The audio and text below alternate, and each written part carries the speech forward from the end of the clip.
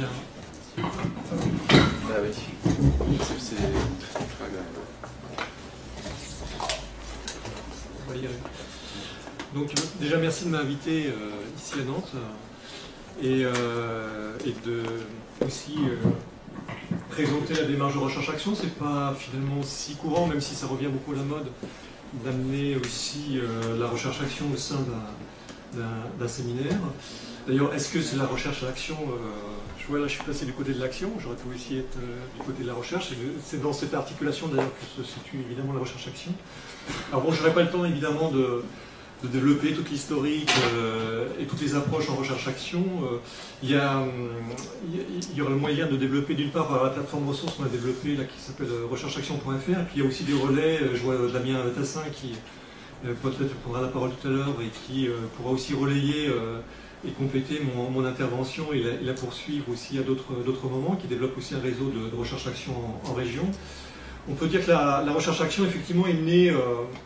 Enfin, quand est-ce que la recherche-action devient pertinente? Bon, elle devient pertinente qu'on a affaire justement à une complexité et nécessitant une transdisciplinarité. Alors ça, c'est un leitmotiv qui est souvent invoqué, mais dans les faits, assez peu réalisé, je pense. Hein, c'est compliqué.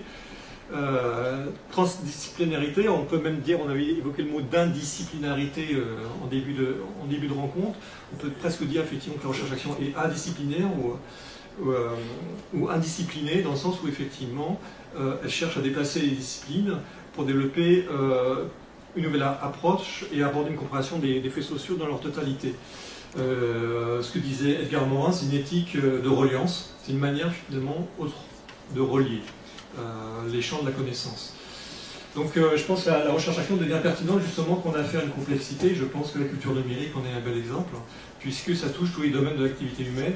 Là on parlait de l'économie, mais effectivement c'est aussi le développement humain, c'est le développement social, c'est le développement territorial. Donc on peut dire que le numérique, d'une certaine manière, touche tout l'humain dans sa complexité. Et quand on veut l'aborder, bon, on est effectivement à un moment donné coincé dans les logiques sectorielles, disciplinaires, puisque chacun effectivement voit ces dimensions-là de son champ de vision. La recherche-action aussi intéressante quand il s'agit justement pour les acteurs, à un moment donné, de trouver des modes de résolution que les formes d'expertise classiques n'arrivent pas. Et ça aussi c'est intéressant, c'est de dire qu'à un moment donné, les techniques, les méthodologies mises en place s'enferment effectivement dans une logique propre qui, à un moment donné, ne permet pas effectivement aux acteurs de s'en saisir et de résoudre leurs propres problèmes. Et dans ce cas-là, c'est aux acteurs, à un moment donné, aussi de construire de nouveaux outils.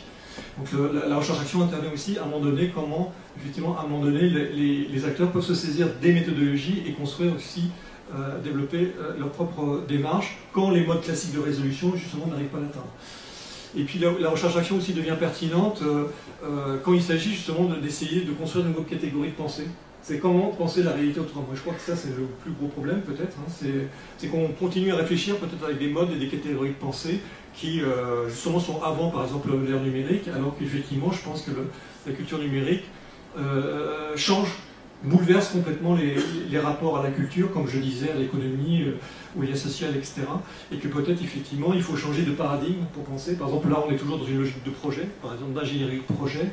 Ce que nous enseigne la culture numérique, c'est plutôt une maîtrise d'usage. C'est-à-dire qu'effectivement, c'est les utilisateurs qui construisent et qui développent. Donc, on est toujours dans une vision du haut. On construit un projet, puis ensuite, on essaie d'amener les techniques pour résoudre, et puis on l'évalue en fonction du résultat. Est-ce que la recherche-action nous renvoie à un autre paradigme qu'il faut effectivement partir plutôt de la maîtrise d'usage? J'essaierai d'en citer quelques éléments intéressants. Bon, je ne veux pas être trop théorique, mais donc voilà, elle part du principe, la recherche-action, que la transformation provoquée par une action peut être source d'une connaissance qui sera immédiatement réinvestie en situation dans le processus en cours. C'est donc un aller-retour qui amène à sortir et à retourner à l'action, et qui permet d'affiner une posture que j'appellerais la posture de l'acteur-chercheur. Il y a 3-4 éléments, par exemple, qu'on peut retrouver dans les formes de recherche-action. Donc la transdisciplinarité, je l'ai dit tout à l'heure, l'important justement de dépasser les disciplines en empruntant différentes sciences humaines et sociales pour construire une propre démarche. Donc s'intéresser aux disciplines dans ce qui les traverse et les dépasse. La réflexivité, c'est-à-dire comment à un moment donné l'acteur peut se mettre en posture d'être chercheur de ses propres matériaux de vie. Hein. Donc comment mettre finalement l'acteur utiliser son expérience comme propre matériau de recherche, donc ne plus être objet mais sujet de la recherche. Cette posture réflexive finalement, et je rejoins une troisième dimension de la recherche-action qui vient des courants ethno-méthodologiques, c'est-à-dire finalement les acteurs développent en situation leur propre méthode pour résoudre leurs problèmes. Ils sont en quelque sorte les sociologues, les psychologues de leur propre vie. Alors évidemment, ils n'ont pas le langage savant, ils n'ont pas la légitimité pour effectivement être reconnus dans cette production de connaissances, mais c'est de dire chacun développe des ethnométhodes, des méthodes en situation, et par un raisonnement pratique sur la manière dont ils forment leur jugement et parviennent à une compréhension mutuelle, ils s'accordent sur une connaissance du sens commun des structures du monde social. C'est une manière de dire qu'il n'y a pas d'idiot culturel, voilà, et que même s'il n'y a pas obligatoirement le langage, c'est vrai qu'on peut, par exemple, on cite le langage jeune, etc., on peut dire effectivement, mais j'ai fait un autre travail qui n'a rien à voir avec la culture numérique, mais c'est sur la culture hip-hop, où je travaillais avec des avocats qui défendaient les textes de rap. J'essayais d'expliquer que le rap, que les rappeurs savent très bien parler le français. S'ils parlent mal, le parler sale fait partie d'une culture populaire qui contexte effectivement la légitimité de la culture dominante du parler propre. Donc ça, c'est une culture populaire, et qu'évidemment, il faut avoir, et c'est ça la recherche-action, il faut être en situation pour comprendre effectivement comment les acteurs fonctionnent, pour analyser le texte de rap. Si effectivement on a un discours surplombant, on va dire c'est un parler sale. Non, c'est un parler qui détourne le parler propre, ce qui n'est pas tout à fait la même chose. Eh bien, l'indexé qualité, c'est aussi un autre terme de la recherche-action, c'est de dire, voilà, les acteurs créent effectivement leur sens en situation, et donc il faut se plonger dans la situation, dans la pratique, pour comprendre le sens qu'accordent les acteurs. C'est donc une micro-sociologie des situations, on pourrait appeler aussi, ou une micro-politique des groupes, qui part des jeux d'interaction, d'événements, la manière de vivre, des pratiques délimitées dans un espace-temps. Donc évidemment, on pourra toujours reprocher à la recherche-action d'être micro, mais la prétention aussi de la recherche-action, bon, je renvoie à tous les courants de la micro-sociologie, là, je sais pas, entre l'interactionnisme symbolique et l'école de Chicago, etc. Enfin, on ne va pas refaire toute l'histoire, donc c'est un vieux débat qui traverse entre la microsociologie et puis l'analyse des rapports sociaux, de dire qu'effectivement, en partant des situations, on peut aussi comprendre effectivement comment fonctionnent les rapports sociaux. Moi, je suis plutôt détenteur, alors après, j'ai pas trop non plus le temps de détailler tous les courants et les démarches de recherche-action, mais de ce qu'on pourrait effectivement appeler une recherche-action intégrale. Parce que, comme je disais, la recherche-action est souvent aujourd'hui remise au goût du jour, derrière le leitmotiv de la participation. Il faut que les gens participent. Hein. Ça devient d'ailleurs même une injonction paradoxale. Il faut une participation des acteurs, mais bien souvent on s'aperçoit que ce qu'on appelle recherche-action exprime plus la préoccupation des chercheurs et des commanditaires que le besoin d'émancipation et de transformation des acteurs. Qu'est-ce qu'on demande effectivement dans une participation des acteurs? En quoi vraiment les acteurs ont le pouvoir de participer au processus et d'avoir in fine la possibilité d'en développer le sens et de le mettre en visibilité. Et donc la recherche-action intégrale essaye de comprendre et de dépasser justement cette contradiction propre à l'intervention sociologique, où il y a toujours quelqu'un qui finalement intervient en situation et qui finalement dit voilà ce que pensent les acteurs et voilà la compréhension de la situation. Donc comment effectivement mettre les acteurs en posture d'être chercheurs et coproducteurs effectivement de la situation de recherche, quoi. Donc c'est une démarche qu'on pourrait appeler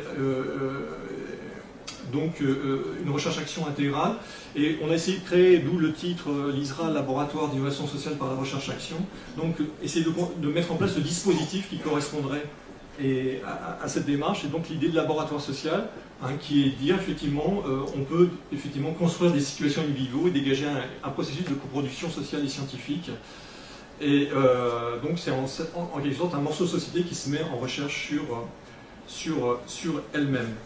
Alors là, pour voir le rapport à la culture numérique, puisqu'il me reste je crois très peu de temps, qu'est-ce que pourrait être un dispositif de recherche-action? Je me mets, disons, à rêver et qu'on imagine que l'argent qui est placé, et toute l'intelligence, le problème c'est que l'argent est beaucoup plus intelligent que les chercheurs, parce qu'ils placent l'argent, effectivement, ils savent effectivement où placer l'argent, et je rêve effectivement que cet argent-là puisse, au lieu de faire de l'argent, produire de la connaissance, ce qui serait vraiment super, qu'on donne les moyens aux chercheurs de fonctionner. Et donc on peut rêver, ce que serait, si on était soutenu, ce que serait une recherche-action en région. Il pourrait y avoir trois éléments. Un, donc partir du point de vue de l'acteur en croisant les représentations et les pratiques. essayer de constituer l'émergence d'un chercheur collectif, et 3, imaginer un dispositif expérimental. Bon, je n'aurais pas trop développer le processus, mais bon, partir du point de vue de l'acteur en croisant les représentations, les pratiques, bah, c'est un peu ce que vous avez décrit, mais dans une autre logique. Hein. C'est dire effectivement, alors je vais prendre un exemple. Il y a eu, j'écoutais récemment quelqu'un, un expert qui parlait, qui a essayé donc d'introduire Internet sur les populations inuites, donc au Grand Nord canadien. Et donc là, il y avait le même débat, est-ce qu'on va vers la diabolisation ou l'autre, c'est-à-dire où est-ce que ça va détruire notre culture? Au contraire, ça va permettre un super développement basalté, ni l'un ni l'autre. Ce qui prouve qu'effectivement, ce qui est rassurant, c'est que autant aussi intelligent que soient les experts et les chercheurs, l'intelligence sociale est toujours plus intelligente. C'est-à-dire que l'intelligence sociale est d'une certaine manière plus que l'addition des intelligences individuelles, mais la capacité justement à faire du lien dans un contexte et répondre à une configuration sociale. Puisqu'ils Inuits à la fois, bon, ils ont vu arriver les armes, ils ont vu arriver l'alcool, donc ils savent les bienfaits de la société occidentale. Donc Internet pour eux, c'était sûrement pas pire. Et donc, ils sont saisis, mais à la fois, ils n'ont pas fantasmé dessus. C'est-à-dire qu'effectivement, ça n'a pas été non plus...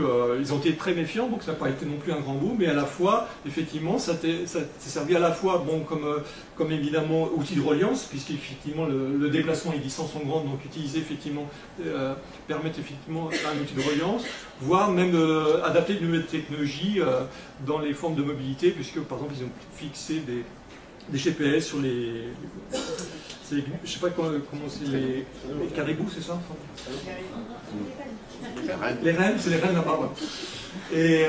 Et voilà, et donc pour suivre le déplacement des rennes, et voilà, donc finalement, il y a une intelligence d'utilisation d'outils technologiques, donc c'est une manière aussi de dire que quelle que soit la force et l'impact, par exemple, du marketing, on ne peut pas forcer quelqu'un à utiliser une technologie s'il n'en voit pas l'utilité et ça n'a pas un sens dans sa vie, quoi. Donc ça, c'est une manière de dire aussi, d'inverser la proposition qui est de dire, effectivement, il y aurait a priori, et d'une certaine manière, c'est pareil pour toute forme d'innovation sociale, c'est-à-dire qu'effectivement, on ne peut pas imposer une innovation si elle-même, à un moment donné, n'est pas socialisée, donc n'a pas un sens pour les acteurs qui se la réapproprient d'une certaine façon, quoi. Donc, c'est une manière, par exemple, de travailler par exemple sur la question, par exemple, ce qui est intéressant, par exemple, souvent ce qu'on reproche par exemple à l'enfermement de l'utilisation d'Internet. C'est vrai que l'Internet a favorisé l'apparition d'une culture, mais qui était déjà existante de do it yourself. Hein, c'est-à-dire on construit sa propre culture, on fabrique sa propre culture en allant piocher les éléments qui s'intéressent, mais on s'aperçoit aussi que cette culture qu'on pourrait reprocher individualiste, ça permet aussi des formes collaboratives nouvelles et des espaces aussi coopératifs. Et donc voilà, à un versant, il y a toujours un rééquilibrage de l'autre versant. Donc à un moment donné, c'est effectivement partir donc sous forme de groupe effectivement de travailler sur ces représentations et de voir effectivement comment finalement des formes écosystémiques permettent de répondre effectivement aux dangers dont on a parlé, permettent par exemple de construire des formes de résilience, hein, de réparation et de créer de nouvelles confiances justement par exemple à travers ces formes d'échange écosystémiques. Donc l'idée c'est de faire émerger un chercheur collectif, hein, une capacité à un moment donné de trouver une forme contractuelle, un accord sur la matière dont on fonctionne collectivement, en instaurant justement une relation vraiment égalitaire, démocratique, même si c'est jamais évidemment atteint, entre justement les acteurs, quelle que soit leur provenance, pratiquants, experts, chercheurs, etc. Et donc que ce chercheur collectif devienne en sorte un groupe relais, soit capable de créer des interfaces et imaginer ce qui serait effectivement la troisième étape des dispositifs expérimentaux. Donc la recherche-action la rejoint la recherche classique. L'idée c'est aussi de produire de la connaissance et de la partager, qui pourrait être par exemple l'organisation de tiers-lieux, par exemple, hein, de tiers-lieux. Donc les tiers-lieux c'est effectivement une nouvelle forme, justement on se retrouve les différents acteurs de la culture numérique pour engager des travaux collaboratifs, et donc ça peut être des pépinières d'entreprise, ça peut être le développement de projets. L'intérêt du tiers-lieu aujourd'hui, c'est qu'il forme un nouveau espace du commun, ce qui n'est plus aussi courant aujourd'hui dans notre société, c'est-à-dire des espaces à la fois où se rencontre une diversité et où peut aussi se construire une communauté de destin, c'est une capacité d'imaginer, on appelait ça à notre époque, du temps de Foucault, des contre-espaces, hein, des hétérotopies, c'est-à-dire la capacité, dans des lieux réels, mais d'imaginer une autre société. c'est peut-être effectivement une utopie pour certains, mais ces tiers espaces existent déjà. Alors certains effectivement peuvent être uniquement dans les logiques commerciales, mais d'autres effectivement sont dans des réelles logiques inventives d'auto-formation. Et donc peut-être là on pourrait imaginer comme forme d'expérimentation, incluant justement ces pratiquants, comment ils peuvent constituer leur propre tiers espace.